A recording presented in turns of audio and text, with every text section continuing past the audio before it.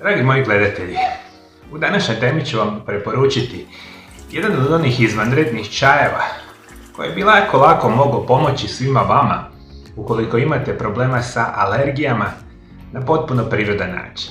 Danas znamo da izuzetno veliki broj osoba ima alergije. Alergije kao takve mogu biti cijelogodišnje, a mogu biti sezonske kao što su recimo peludne alergije na cvjetanje drveća, cvijeća, i slično. Korova, na primjer, i sličnih perspektiva što uzrokuje sve one simptome vezane uz kihanje, kašljanje, teško disanje i puno ostalih perspektiva.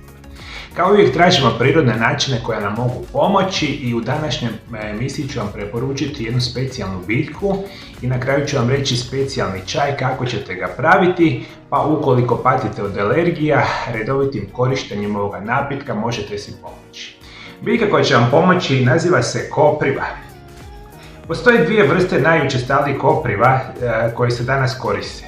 Urtica dioica ili prava kopriva ili velika kopriva ili Urtica urens mala kopriva ili žarnjača.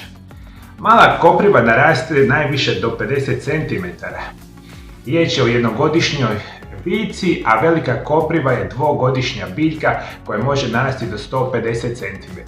Dakle, mi realno poznajemo puno više vrsta kopriva, ali ove su dvije nekako najučestalije i danas najpoznatije. Dakle, manja naraste do 50 cm, ova velika može narasti do 150 cm.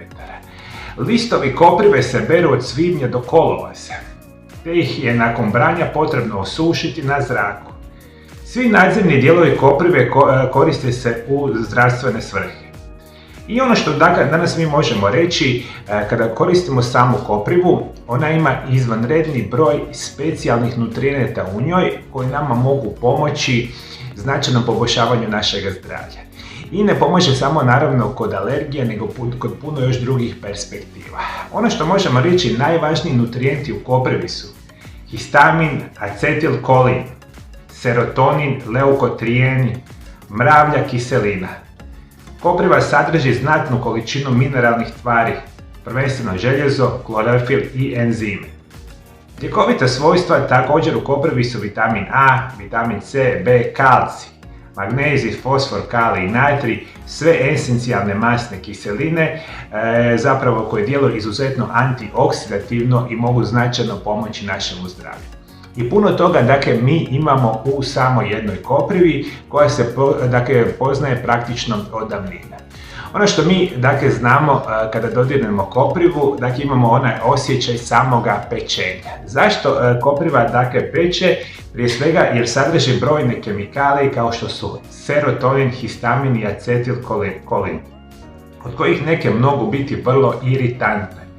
Ove kemikalije uzrokuju iritaciju na koži i nalaze se u podnožju finih dlačica koprive. Kada dodirnete koprivu, krhki vrhovi ubodnih dlačica se odlome, a preostala dlačice postaje kao male magle isporučujući kemikalije u kožu, a reakcija može uzrokovati bol, crvenilo, oticanje, nekakve vrste takvih simptoma toga tipa. To mi itekako dobro znamo kada dodirnemo samu koprivu da možemo imati onu reakciju na samoj koži. Međutim, rekao sam vam, kopriva ima nevjerojatne zdravstvene blagodati, studije govore da može pomoći u smanjivanju problema sa alergijom, ali isto tako čaj od koprive ili kopriva se koristi za sve vas, recimo koji imate problema sa mokraćnim mjehorom, bubrezima, čak ukoliko imate problema sa prostatom.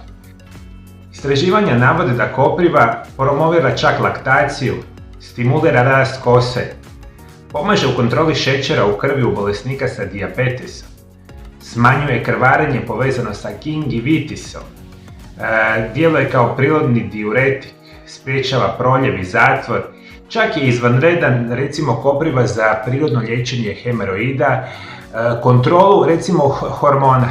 Ovo je specijalno dobar čaj za sve vas žene koji imate problema sa menstrualnim tegobama, ali možda za vrijeme menopauze, iz ove perspektive si možete pomoći. Isto tako stimulira kontrakcije kod trudnica, liječi anemiju, upale tetiva i puno toga.